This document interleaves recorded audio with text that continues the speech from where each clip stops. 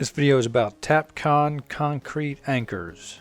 They are distinguished by their blue color, which gives them a coating, making them corrosion resistant. They come in sizes from small 3/16 inch up to very large 1/2 inch bolts and can hold from 200 pounds in hollow block up to thousands of pounds per anchor in solid dense concrete for the larger bolts. They require you to drill a hole, the size of which will be indicated on the packaging.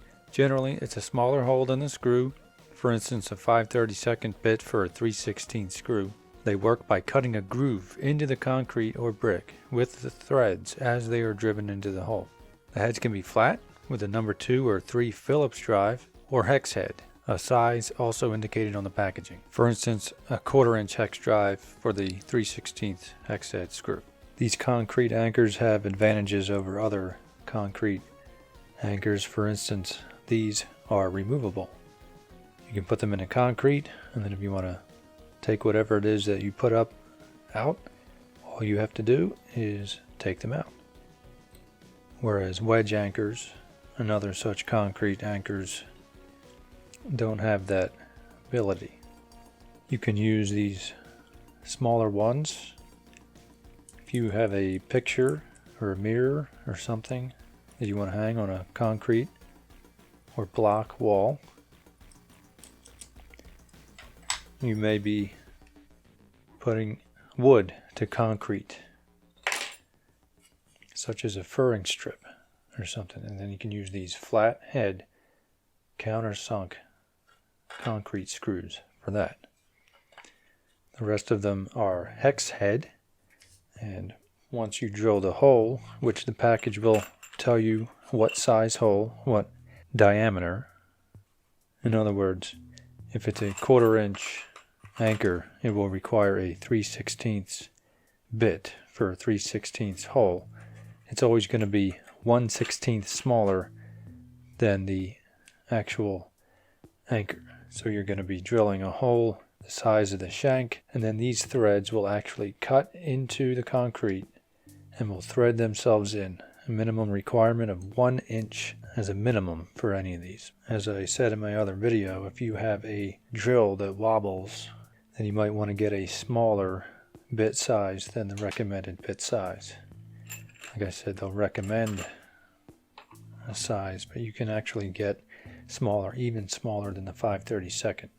For instance, in my other video I say how I got these metric masonry bits. I couldn't find any of the imperial style that were smaller than 5/32 because my old hammer drill was a bit wobbly. So I've actually used these tiny 3mm bits to install the smaller 3/16 inch anchors. As you can see, I made a pretty small hole, and this tip here doesn't really cut into anything. Kind of pushes debris away, if anything at all.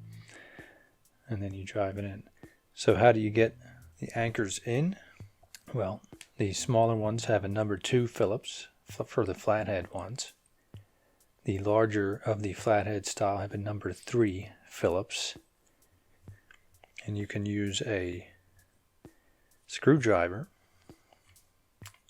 instead of a power drill, which I recommend unless you're in a hurry, so you don't strip the hole, and then you're going to have a hard time because that hole will be useless for your anchor. This particular one here, I'll also say what size nut driver.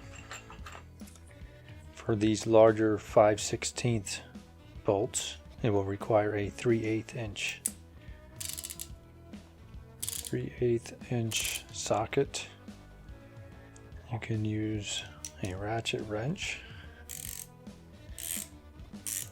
It's good if you can feel resistance. If it goes in too easy and you can take it out with your hand, then it's not going to hold much, is it?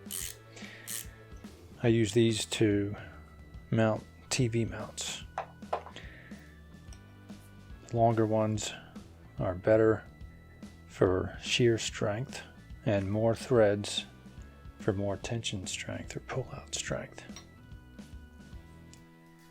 On that topic though, I usually actually will also use these even to mount TVs, because these aren't that great in drywall because the material grabs the back of the cardboard and the gypsum and that can just rip right out. But concrete, if you drill a small enough hole, tap this in nice and snug, number 14 screw going through, pressing this open is going to be a very, very strong anchor.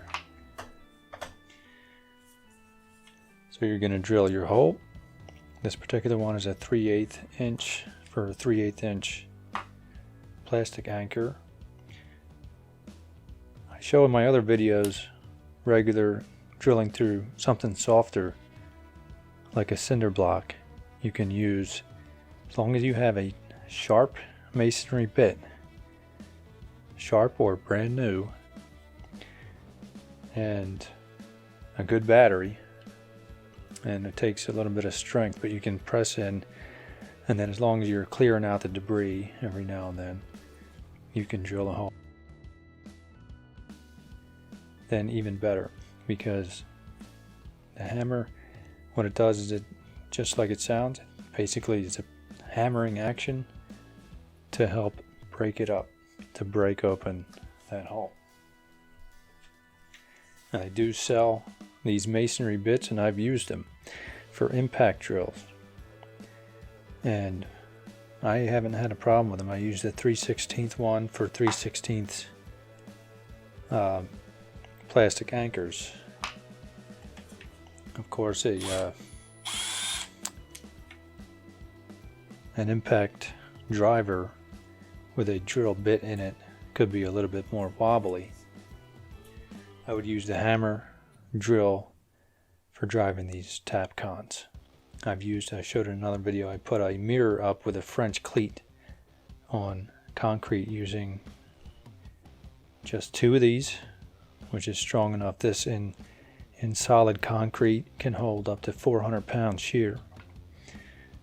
And then numerous of these just to make it even stronger. These little 3/16 bolts, pull out is 220 pounds in hollow block, and the shear 400 pounds each. And that's assuming that you didn't make a large hole with very little material, which is why it's very important to drill straight in without wobbling around and with a small enough bit so that these can actually grab enough material.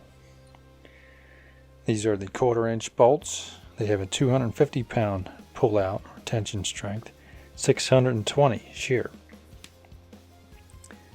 I use these to strengthen up the TV mount, and I use the 3/8 inch anchors for those, and then numerous of these. The longer ones have even stronger shear strength, same pull out strength, and these 5/16 bolts in solid concrete, it needs a 1 3/4 inch minimum embedment, almost 2,000 pounds tension strength and shear strength. That's assuming that you have a good hole, you've cleared out the debris, especially if you're doing this in the floor, because it's gonna, if it bottoms out and you're spinning it, you're stripping the threads and you've ruined the hole. You need to vacuum out the dust, and if it's in the wall, you need to blow out the dust and drill a longer hole to ensure, if there is dust and debris, that it's not gonna bottom out. Always at least 1/4 inch longer than every single length, no matter what length it is. Use a nice sharp bit. I use this 5/16. I don't know if you can see that, the red from Red Brick. And then I installed these through plaster into the red brick, and it was strong. I could do pull-ups on it.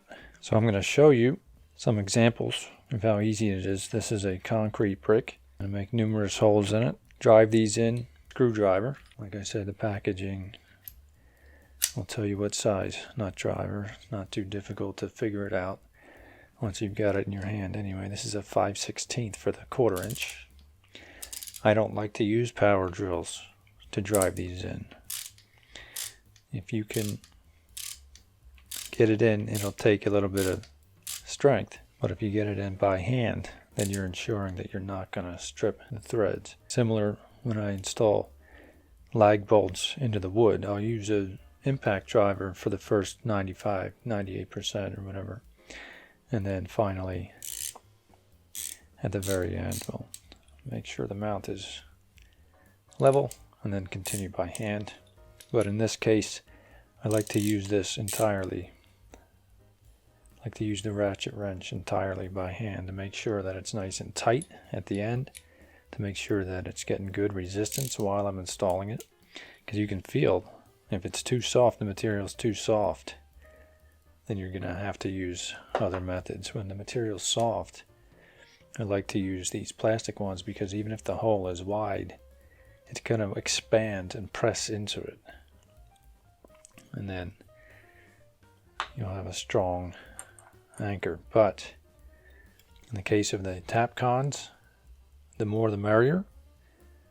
You're not going to just put one thing up and call it a day, one anchor in. Usually you're going to install, for instance, the furring strip.